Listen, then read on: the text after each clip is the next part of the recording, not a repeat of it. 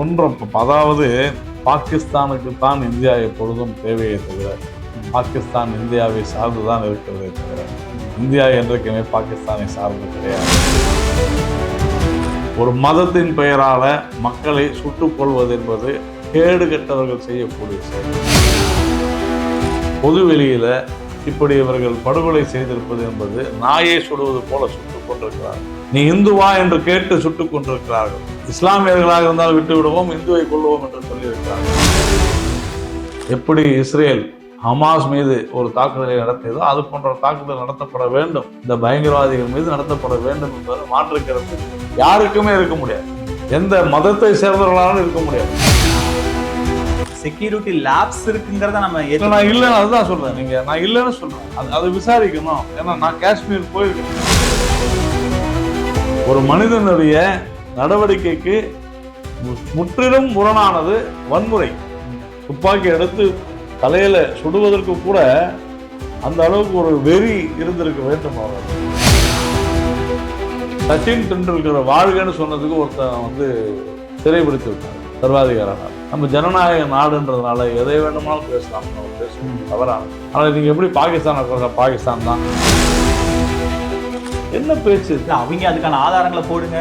அவன் அப்படிதாங்க பேசுவான். கொலகாரன் என்னங்க செய்வான்? நான் செய்யறதாங்க சொல்லுவேன்.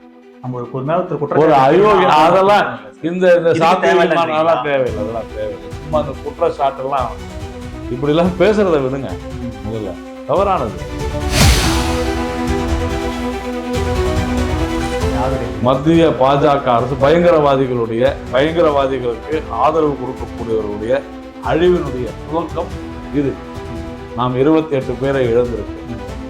ஆனால் சும்மா இருக்க மாட்டோம். இதற்கான விலையை அவர்கள் கொடுத்தார்கள்.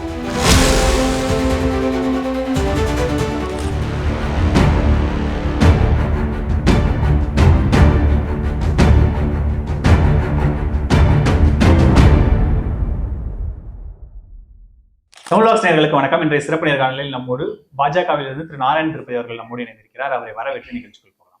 சார் வணக்கம். வணக்கம் சார். காஷ்மீர்ல நடந்த விஷயங்கள் நாம பார்த்தோம். இரு நாட்டு உறவுகளும் அடுத்தடுத்து நிறைய உத்தரவுகள், அதுக்கப்புறம் ராஜாங்க ரீதியா நிறைய பேச்சுவார்த்தைகள், நிறைய அதிரடியான நடவடிக்கைகள் எல்லாம் போயிட்டு இருக்கு. கிட்டத்தட்ட ஒரு போருக்கான ஒரு பதட்டமான சூழல் அப்படிங்கிற மாதிரி சொல்றாங்க. உண்மையிலேயே ஆக்சுவலா மத்திய அரசுடைய திட்டம், மத்திய அரசு இதுவரை பல்வேறு நிபந்தனைகளை சாங்ஷன்ஸ் சொல்லுவாங்க, இந்த மாதிரி பல பாகிஸ்தான் மீதான பல்வேறு விஷயங்களை முன்னெடுத்திருக்கிறது. குறிப்பாக சிந்து நதி அதனை தடுத்து இனி அவர்கள் தீவிரவாதத்துக்கு துணை புரிகிறார்கள், அந்த நாடு பயங்கரவாதிகளுக்கு துணையாக நிற்கிறது என்று தெளிவாக சொல்லியிருக்கிறார்கள். இரு நாட்டு உறவுகள் நேரடியாக உறவுகள் இருக்கக்கூடாது. அதே போல பாகிஸ்தானிலிருந்து இங்கே வந்தவர்கள் உடனடியாக திரும்பி போக வேண்டும். அதே மாதிரி பாகிஸ்தானுடைய அவர்களுடைய அந்த கான்சுலேட்டில் இருக்கக்கூடியவர்களை குறைக்க சொல்லி இது போன்ற பல்வேறு விஷயங்களை முன்னெடுத்திருக்கிறது. பாகிஸ்தான் தரப்புல இருந்தும் அதுக்கு பதிலுக்கு நிறைய விஷயம். பாகிஸ்தான் குறித்து நாம கவலைப்பட வேண்டிய அவசியம் இல்லை. ஏனென்று சொன்னால் அவர்கள் சிம்லா ஒப்பந்தத்தை ரத்து செய்வோம் என்று சொல்றாரு. சிம்லா ஒப்பந்தத்தை தாராளமா ரத்து செஞ்சுக்கிட்டோம், நமக்கு அதை பத்தி என்ன ஒன்றும் பிரச்சனை இல்லை. சிம்லா ஒப்பந்தத்தை ரத்து செய்வது என்பது பாகிஸ்தான் தன் தலையிலே மண்ணை அள்ளி போட்டுக் கொள்வது போட்டுதான். இல்ல அவங்க வான்பரப்பை பயன்படுத்த வேணாம்னு சொல்றாங்க. அதுக்கப்புறம் நீங்களும் வெளியில போங்க, நீங்களும் 42 இந்தியர்கள்லாம் வெளியில போங்க. ஒன்றும் அதாவது பாகிஸ்தானுக்கு தான் இந்தியா எப்பொழுதும் தேவையை தவிர பாகிஸ்தான் இந்தியாவை சார்ந்துதான் இருக்கிறதே தவிர இந்தியா என்றைக்குமே பாகிஸ்தானை சார்ந்து கிடையாது. ஆனாலும் தொடர்ந்து பாகிஸ்தானில் இருக்கக்கூடிய பயங்கரவாதிகள், அதிகாரிகள், இராணுவ அதிகாரிகள், அரசியல்வாதிகள் உள்ளிட்ட அங்க இருக்கக்கூடிய தலைவர்களும் கூட இந்தியாவிற்கு எதிரான போக்கைத்தான் கடைபிடித்து வருகின்றனர். அதனால இது ஒரு நேரம் வந்து விட்டது என்றுதான் நான் கருதுகிறேன். நம்முடைய பிரதமர் திரு நரேந்திர மோடி அவர்கள் கூட நேற்றைய தினம் பீகாரிலே பேசும் பொழுது மிக தெளிவாக சொன்னார், எங்கு உலகத்தின் எந்த மூலையிலே இருந்தாலும் அந்த நபர்களையும் அவர்களுக்கு பின்னாலே இருப்பவர்களையும் உறுதியாக கண்டுபிடித்து தண்டிப்பேன் என்று சொல்லியிருக்கிறார். இது உறுதியாக பாகிஸ்தானுக்கு ஒரு படிப்பினை கொடுக்க வேண்டிய ஒரு காலகட்டம் வந்துவிட்டதாகத்தான் நான் கருதுகிறேன். இது முடிவல்ல, இது ஆரம்பம், ஒரு முடிவினுடைய துவக்கமாகத்தான் நான் பார்க்கிறேன். இதுல இன்னொரு விஷயம் என்னன்னா, இதுல பாகிஸ்தான் இந்த பின்னாடி இருக்காங்கிறதுக்கு ஆதாரத்தை கொடுங்கன்னு கேட்கறாங்க. கைப்புண்ணுக்கு கண்ணாடி தேவையான்றதா கேள்வி. ஒரு சாதாரண ஒரு சிறு குழந்தை கூட சொல்லிவிடும். பாகிஸ்தான் அவர்களை மறுக்கிறாங்க. ஊட்டி அவங்க அப்படிதான் மறுத்தான். ஆமா நாங்க தான் செஞ்சோம்னு சொன்னா வேற ஒண்ணும் இல்லை. தொடர்ந்து அந்த அந்த ராணுவத்தினுடைய தளபதி பேசுகிறார். காஷ்மீர் என்பது கழுத்து நரம்பு போன்றது என்று சொல்கிறார் பாகிஸ்தானுக்கு. அப்போ இதுக்கு பின்னாடி யார் இருப்பாங்க? பாகிஸ்தான் ஆக்கிரமித்துள்ள காஷ்மீர்ல கடந்த சில நாட்களுக்கு முன்னால மிகப்பெரிய ஒரு கூட்டத்தை நடத்தி பேசியிருக்கிறார்கள். அப்போ இதையெல்லாம் கட்டுப்படுத்த முடியாமல் ஒரு அரசாங்கம் அங்க இருந்து என்ன பயன்? அப்ப அவங்க தானே பின்னணியில் இருப்பாங்க. ஆனா பாகிஸ்தானுடைய பாதுகாப்பு அமைச்சர் பேசும்போது இந்தியாவிலேயே நிறைய பிரச்சனைகள் இருக்கு, அவங்க உள்நாட்டுக்குள்ள அவ்வளவு சிக்கலை வச்சுட்டு எல்லா பிரச்சனைக்கும் எங்க மேலேயே பழிய போடுறாங்க. உதாரணத்துக்கு மணிப்பூர் விவகாரங்கள்ல ஒரு கோட் பண்ணி பேசுறாரு. ஒரு முட்டாள் போய் பாருங்க. ஒரு முட்டாள் கூட அப்படி பேச மாட்டான். ஒரு முட்டாள் கூட அப்படி பேச மாட்டான். 15, 28 பேரை துடிக்க துடிக்க கொண்டிருக்கிறான் ஒரு தீவிரவாதி, ஒரு பயங்கரவாத கும்பல், மதவாத இஸ்லாமிய மத அடிப்படைவாத கும்பல். ஒரு மதத்தின் பெயரால மக்களை சுட்டுக் கொள்வது என்பது கேடு கெட்டவர்கள் செய்யக்கூடிய செயல். அதற்கு தவறு என்று சொல்லிவிட்டு செல்வது மட்டும்தான் அவர்களுடைய வேலையாக இருக்க வேண்டும்.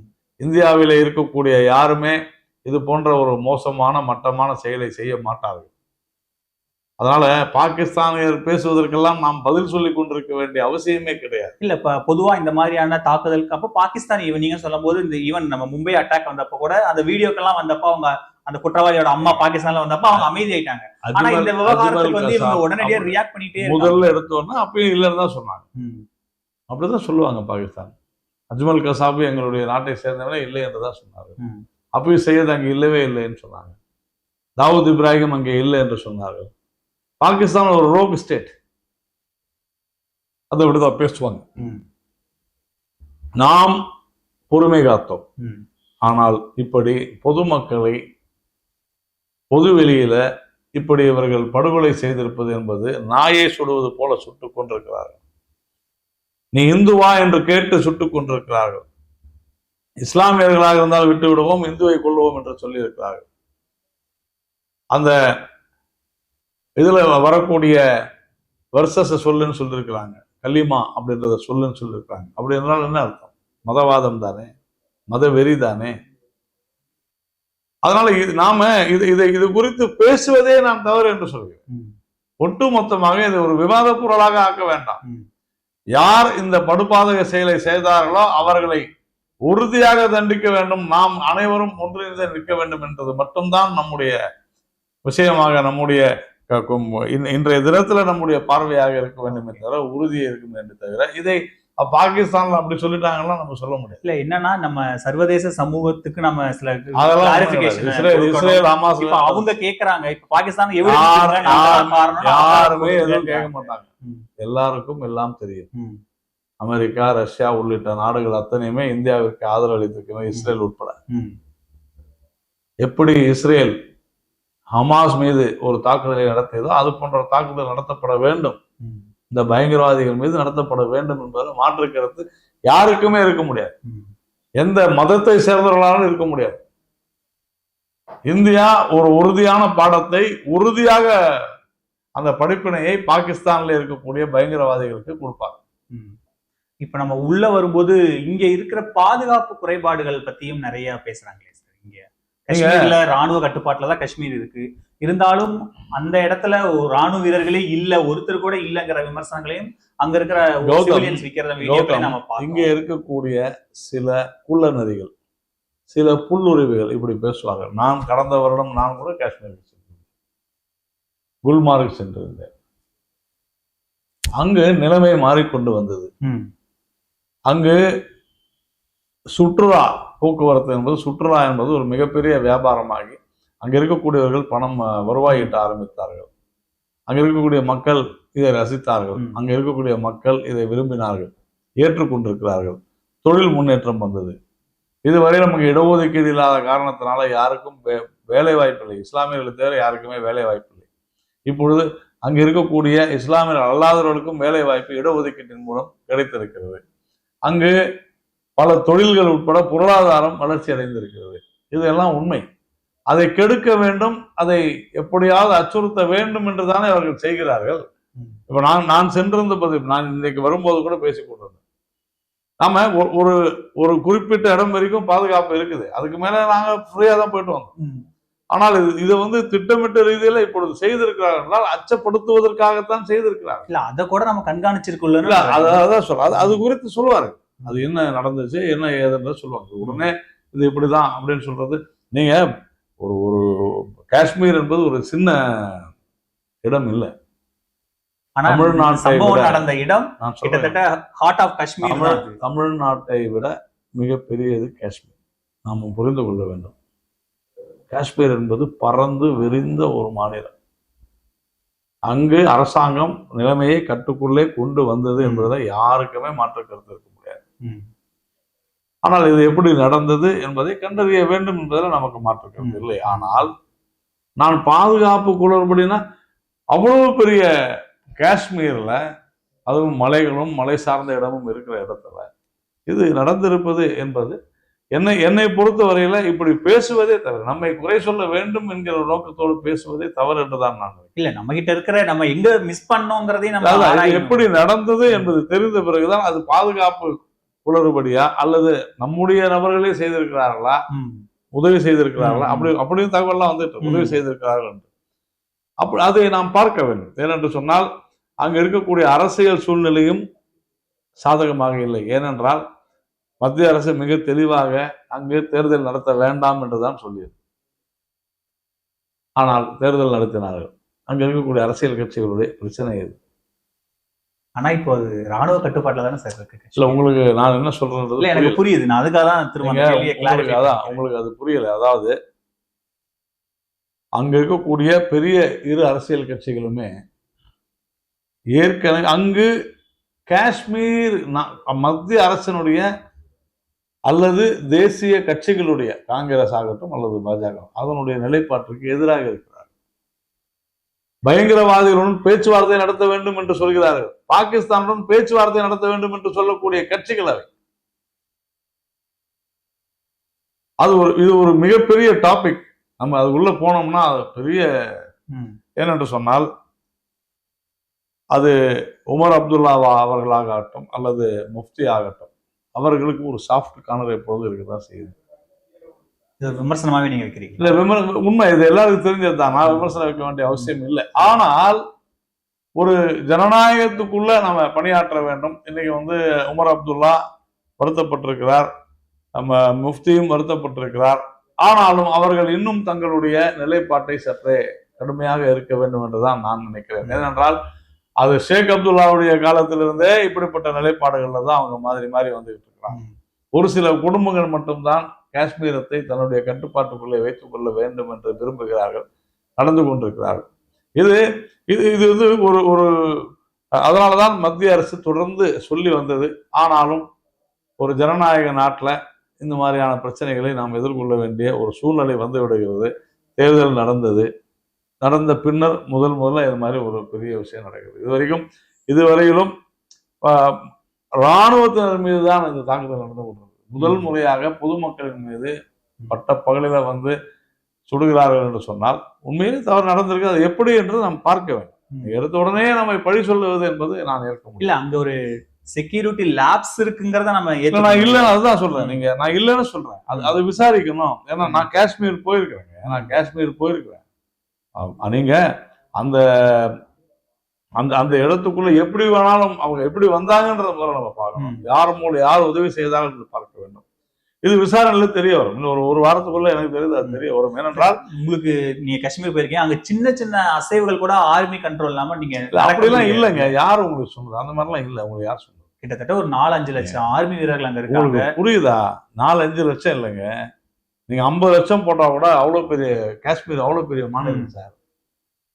தமிழ்நாடு இல்ல, நம்ம தமிழ்நாடு பெரிய மாநிலம்னு சொல்றோம். ஒரு மலையும் மலை சார்ந்த பிரதேசங்களும் பள்ளத்தாக்குகளும் அதிகமாக இருக்கக்கூடிய ஒரு காஷ்மீர் என்பது ஒரு தனி நாடாகவே இருந்த ஒரு விஷயம். அப்ப அவ்வளவு பெரிய இடம். நீங்க நினைக்கிற மாதிரிலாம் எல்லா இடத்துக்கும் போயிட்டுலாம் வர முடியாது. அதனால இது நடந்த இடம் தனிமையாக இருக்கக்கூடிய ஒரு இடம் இல்லையே. பொதுமக்கள் அதாவது டூரிஸ்ட் வரவங்க எல்லாத்துக்கும் அந்த இடம் ஒரு பிரைம் பிளேஸ்ல அவங்களுடைய ஐட்ரெயின்ல வச்சிருக்கிற இடம். சமீபத்துல தான் அது திறந்து விட்டுருக்காங்க. அது கூட ஒரு தனியார் அதுதான் அந்த என்னன்னு பை ஜம்ப் அந்த இது எல்லாமே அதுல இருக்கு. Correct. மக்கள் அவ்வளவு புலங்கள் இடம். கரெக்ட் கௌதம். அந்த ஏன் இந்த தவறு நடந்தது என்பதை விசாரிக்கிறார்கள். விசாரித்த பிறகுதான் நம்ம இல்ல பேசலாம். சார், நம்ம என்னன்னா ஒரு டெக்னிக்கல் லேப்ஸ் இருக்குன்னு எதிர்க்கட்சிகள் சொல்றதையே பாஜக ஏத்துக்குமாங்க. இதையே நீங்க இதுல நான் ஏத்துக்கிறேன். நான் சொல்றதை புரிஞ்சுக்க மாட்டேங்க. அங்க என்ன நடந்ததுன்னு இன்னும் யாருக்கு தெரியலையே. நம்ம ஒரு உங்களுக்கு எல்லாம் புரியல. எனக்கு நீங்க புரியுது நினைக்கிற சார். மாதிரியான ஒரு நீங்க கற்பனையில வந்து கற்பனை குதிரை எல்லாம் ஓட்டாதீங்க. காஷ்மீர் என்பது ஒரு மிக பறந்து விரிந்து கிடக்கின்ற ஒரு இடம். ஒவ்வொரு 10 அடிக்கும் ஆர்மியை வைக்கிறதுலாம் பாசிபிலிட்டி கிடையாது. கொஞ்சம் புரிஞ்சுங்க. அது எப்போ இருந்தாலும் சரி, யாரா இருந்தாலும் சரி. தமிழ்நாட்டுல நீங்க ஒரு தெருவுக்கு 10 போலீஸ் நிக்க வைக்க முடியுமா? முடியாது. ஒரு ஸ்டேஷனுக்கே 20 பேர் தான் சார் இருக்கிறாங்க. எத்தனை 1000 பேர். அதுல இருந்து ஒரு 10 மடங்கு இல்லை 5 மடங்கு தான் அதிகமா இருக்கும். ஆனால் அதனுடைய எல்லை என்பது மிக மிக பெரிய இடம். நீங்க நினைப்பது போன்று கிடையாது அங்கு இது. ஆனால் நடந்திருப்பது துரதிருஷ்டவசமானது, அதிர்ச்சி அளிக்கக்கூடியது, வருந்தத்தக்கது.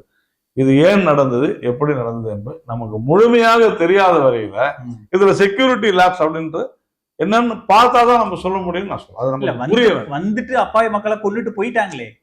அப்ப செக்யூரிட்டி லேப் அட்லீஸ்ட் அவங்கள சுட்டு பிடிச்சிருந்தோ இல்ல சுட்டு இருந்தாலும் ஏதாவது நடந்திருக்கும். இல்லங்க, உங்களுக்கு ஆனா அவங்க போய் தப்பிச்சு போயிட்டாங்களே. உங்களுக்கு இப்போ நம்ம நடந்து போகும்போது கூட ஒரே ஒரு ஆள் அருவாள் எடுத்தான்னு வச்சுங்க, 100 பேர் இருந்தாலும் 100 பேர் ஓடி போயிடுவாங்க. நான் வந்து சொல்றது நான் ரொம்ப சாதாரணமா சொல்றேன். ரங்கநாதன் தெரு எவ்வளவு பெரிய தெரு, அந்த இடத்துல கூட ஒரே ஒரு ஆள் அருவாளை கையில் எடுத்தாலே போதும், எல்லாரும் ஓடி போயிடுவாங்க. ஏன்னா இது இயற்கைக்கு முரணான செயல். ஒரு மனிதனுடைய நடவடிக்கைக்கு முற்றிலும் முரணானது வன்முறை. துப்பாக்கி எடுத்து தலையில சுடுவதற்கு கூட அந்த அளவுக்கு ஒரு வெறி இருந்திருக்க வேண்டும் அவரிடம். அப்போ இது எப்படி, எங்கு, யாரால், எதனால் நடந்தது என்பதை நாம் புரிந்து கொள்ளும் வரை இதுல நான் எப்படி இதுல லேப்ஸ் நடந்துச்சுன்னு சொல்ல முடியும்? ரெண்டாவது, நீங்க எல்லாருமே என்ன நினைக்கிறீங்க, காஷ்மீர்னாலே ஒரு 10 அடிக்கு ஒரு போலீஸ் இருக்கும், ராணுவம் இருக்கும் நினைக்கிறீங்க. அது இல்ல. இது ஸ்ரீநகர் இல்ல. ஸ்ரீநகர்ல இருந்து கிட்டத்தட்ட 2.5 மணி நேரம் பயணம். அப்ப அவங்க எப்படி வந்தாங்க, லேப்ஸ் எங்க நடந்திருந்தால் எங்கன்றதெல்லாம் நம்ம தெரிந்த பிறகுதான் இது குறித்து கருத்து சொல்ல முடியும். அதுல ஒண்ணு நான் வந்து லேப்ஸ் நடக்கலன்னு நான் சொல்ல. ஆனால் நான் சொல்றது என்னன்னு தெரிஞ்சாதான் நான் செய்ய முடியும்.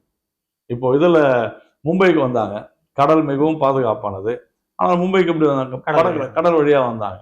அப்புறமா தான் நம்முடைய கடல் பாதுகாப்பை நாம பலப்படுத்துறோம்.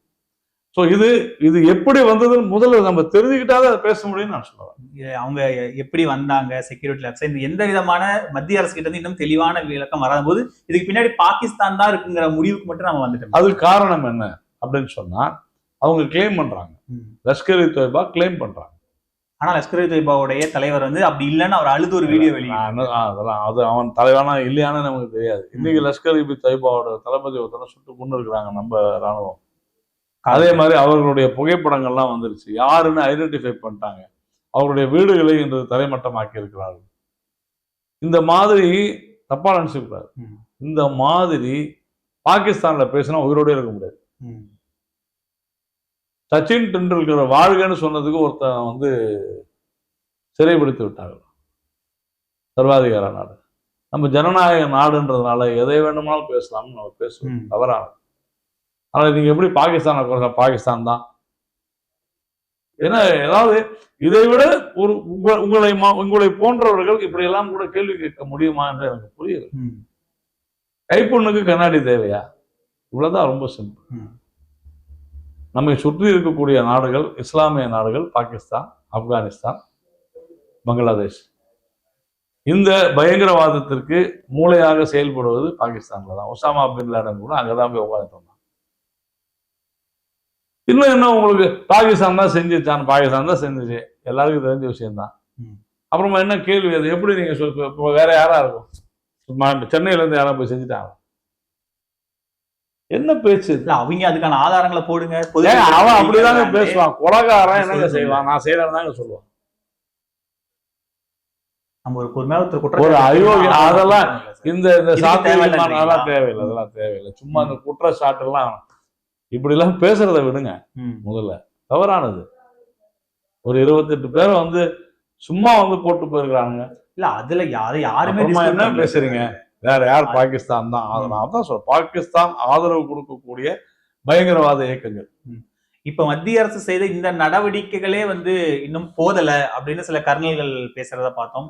மத்திய அரசு இன்னும் தயாரா இருந்திருக்கணும் எல்லாத்துக்கும், இந்த நடவடிக்கைகளே பத்தலங்கிற மாதிரியான மத்திய சில அரசு பைட்டுகளை நம்ம பார்த்தோமே. இன்னும் சற்று காலம் பொறுத்து இருக்கு. எப்பொழுது என்ன செய்ய வேண்டும் என்று இந்தியாவுக்கு தெரியும், செய்யும். இல்ல இந்த நடவடிக்கைகள் இன்னும் துரிதப்படுத்தி இருக்கலாம் அப்படின்றாங்க. அதை சொல்றவர்கள் 1000 சொல்லலாம். ஒரு அரசு எப்பொழுது, என்ன, எப்படி, எங்கு, ஏன் செய்ய வேண்டும் என்பதையெல்லாம் தீர ஆலோசித்து, பிரதமர் அவர்கள் சொன்னது போல உலகத்தினுடைய எந்த மூலையில் இருந்தாலும் தண்டிக்கப்படுவார்கள், உறுதியாக தண்டிக்கப்படுவார்கள். நான் ஏற்கனவே சொன்னேன், இது ஒரு அழிவனுடைய துவக்கம், இது ஒரு முடிவினுடைய துவக்கம் தான். மத்திய பாஜக அரசு பயங்கரவாதிகளுக்கு ஆதரவு கொடுக்கக்கூடியவர்களுடைய அழிவினுடைய துவக்கம் இது. நாம் 28 பேரை இழந்திருக்கோம். ஆனால் சும்மா இருக்க மாட்டோம். இதற்கான விலையை அவர்கள் கொடுத்தே ஆக வேண்டும். இதுல இன்னொரு முக்கியமான விஷயம் வந்து, பிரதமர் அவர்கள் இன்னும் அந்த பாதிக்கப்பட்டவங்களை போய் பார்க்கல, பீகார்ல தேர்தல் பிரச்சாரத்துக்கு போயிட்டாருங்கிற விமர்சனங்கள்லாம் வைக்கிறாங்க. இது அரசியலாக்குவது தவறு என்று நான் நினைக்கிறேன். இல்ல அந்த அரசியல் பிரதமர் எப்பொழுது எங்கு செல்ல வேண்டும் என்று முடிவு செய்ய வேண்டியது உள்துறையும் இராணுவமும். முட்டாள்கள் போல பேசிக்கொண்டவர்களெல்லாம் பதில் சொல்ல வேண்டிய அவசியமும் கிடையாது. நல்லா புரிஞ்சுங்க. அங்க இருக்கக்கூடிய இடத்துல பிரதமர் அங்கு போக முடியும் என்றால் கண்டிப்பாக போவார். இல்ல காஷ்மீர் போக சொல்ல சார், பாதிக்கப்பட்ட மக்கள் நாடு முழுக்க இருக்காங்கல்ல, அங்கங்க ஆறுதல் சொல்லியோட பிரதமர் அங்கங்க அவருடைய பிரதிநிதிகள் அத்தனை பேரும் சென்றிருக்கிறார்கள், சென்று கொண்டுதான். பிரதமர் வரும்போது ஆறுதல் வேற மாதிரி இருக்கும். அதான் சொல்றேன், அனைத்து மாநில முதல்வர்களும், துணை முதல்வர்கள், உள்துறை அமைச்சர் எல்லாரும் போயிருக்காங்க. ஆமா, பாராளுமன்ற உறுப்பினர்கள் அனைவரும் சென்றுதான் ஆதரவு கொடுத்துருக்கோம். இல்ல இங்க விமர்சனமே இவங்க எல்லாம் பிரதமர்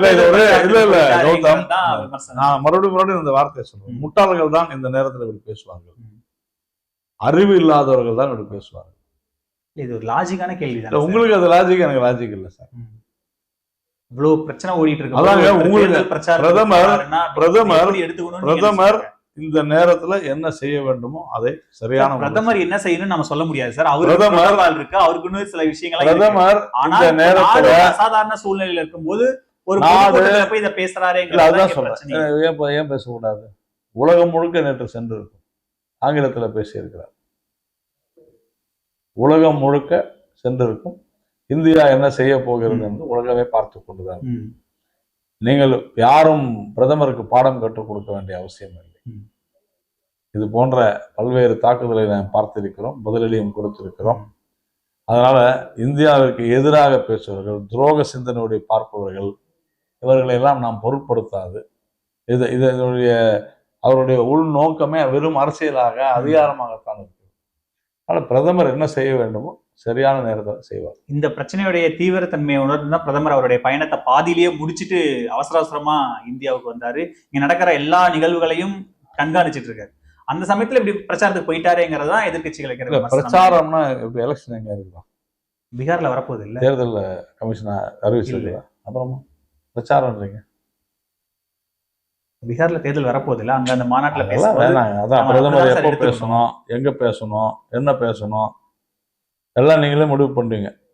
ஏதோ பாரதிய ஜனதா கட்சி பத்திரிகை சுதந்திரம், கருத்து சுதந்திரம், பேச்சு சுதந்திரம் எல்லாம் கொடுக்கறதுனால இந்த அரசு எதை வேணுமாலும் பேசுவீங்க. அதையும் கட் பண்ணிடலான்றீங்களா? இல்ல, அவரால் பேசுறீங்கன்ற நான். இவ்வளவு பெரிய ஒரு மோசமான நிகழ்வு நடந்திருக்கும் போது பிரதமர் ஏன் அங்க வரல, அவர் ஏன் அங்க காஷ்மீர் போகல, அவர் ஏன் இங்க போகல? நிகழ்வு ஒரு பிரதமர் ஏன் கூட நிக்கணும்னு எதிர்பார்க்கறது என்ன சார்? நான் மோடிங்க, என்னுடைய கட்சி தலைவர் சென்னையில போய் இங்க வந்த ஒரு உடலை அவர் அந்த குடும்பத்தை பார்த்திருக்கிறார். இதற்கு மேல என்ன வேண்டும் உங்களுக்கு? முதலமைச்சர் போனாரா? ஏன் போகல? அதை கேட்பதற்கு துப்பு இருக்கா உங்களுக்கு? இதுல இந்த படுகொலைகள் அரசியல் செய்யாது. நான் ஏன் இதை சொல்கிறேன் என்றால், நான் இங்க ஒரு போறதை பத்திலாம் கவலைப்படுறேன். ஆனால் எங்களை கேள்வி கேட்கக்கூடிய நீங்கள், எங்களுடைய கட்சி தலைவர் அங்கே சென்று இருக்கிறார். ஒவ்வொரு ஊரிலும் தேஜஸ்வி சூர்யா காஷ்மீருக்கு சென்று போயிருக்கிறார். மகாராஷ்டிராவினுடைய துணை முதலமைச்சர் நேரடியாக சென்றிருக்கிறார். ஒவ்வொருவரும் உத்தரப்பிரதேசத்துல யோகி ஆதித்யநாத் இன்று அவர்களை சந்தித்திருக்கிறார். என்ன என்ன கேள்வி உங்களுடைய கேள்விகள் எல்லாம்? அங்க தமிழகத்திற்கு வந்தவர்களை தமிழக முதலமைச்சர் போய் பார்த்தார். காஷ்மீர் டூருக்கு போன அதை கேட்பதற்கு உங்களுக்கு துணிவு இருக்கிறதா? முதலமைச்சர் போய்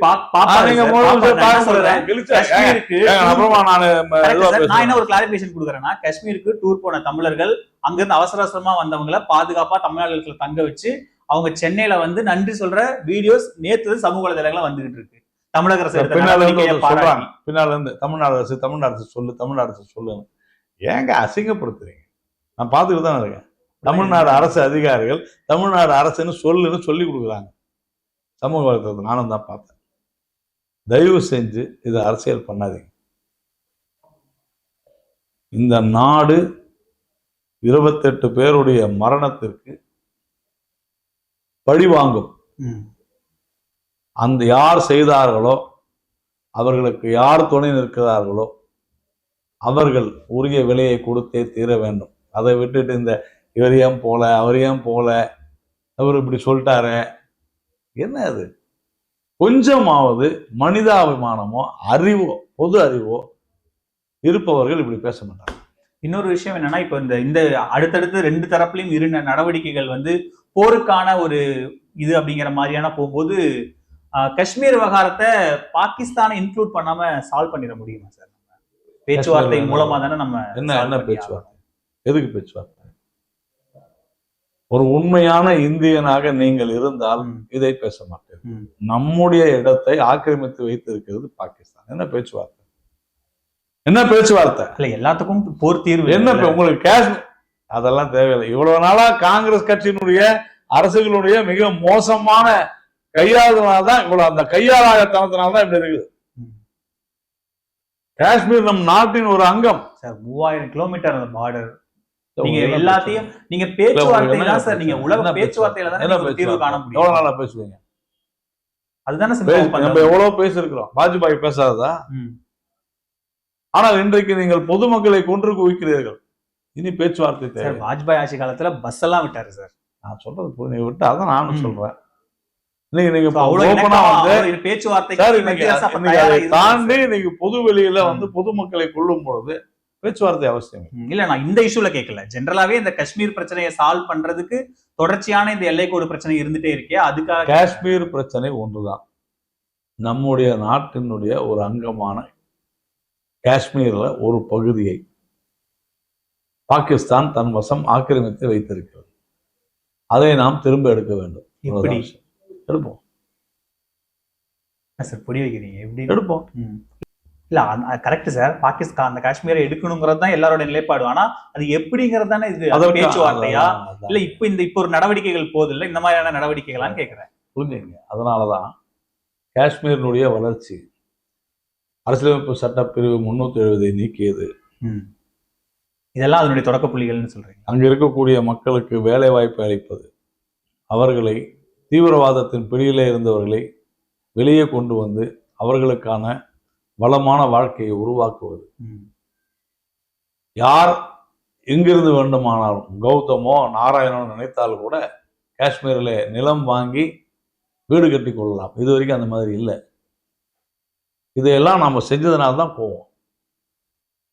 அங்கு வளர்ச்சி வருகிறது, வரக்கூடாது என்பதற்காகத்தான் இந்த தாக்குதல். இஸ்லாமியர்கள் அனைவரும் பயங்கரவாதிகள் அல்ல.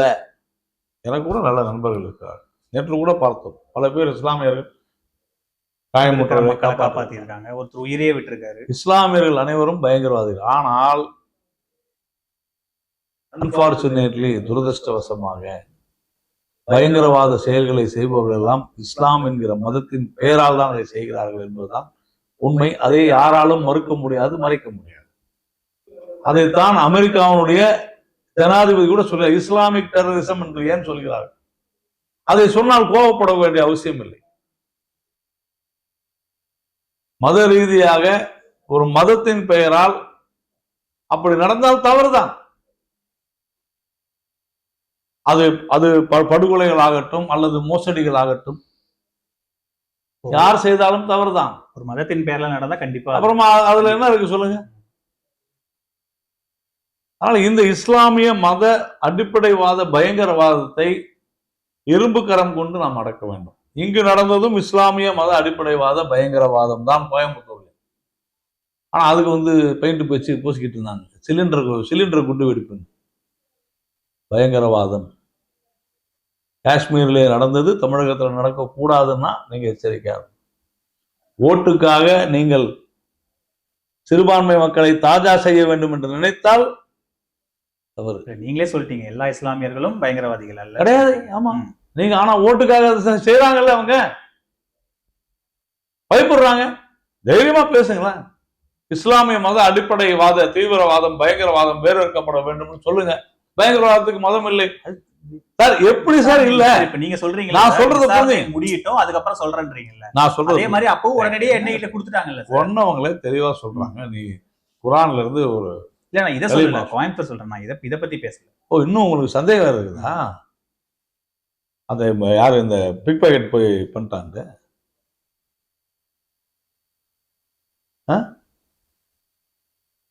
இல்ல சரித்திர பதிவேட்டில் இருக்கிற ரவுடிகள் தான் செஞ்சாங்களா? அதை ஏங்க பேசுறீங்க? என்னைய அவ்வளோ சார்ஜ் ஷீட் போட்டு எல்லாமே இதெல்லாம்.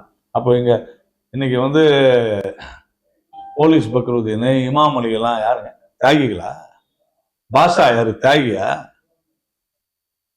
இல்ல பாஷாவனுடைய இறுதி சடங்குக்கு சென்றவர்கள் என்ன தியாகிகளா? அவர்களும் இஸ்லாமிய மத அடிப்படைவாத பயங்கரவாதிகள் தான்.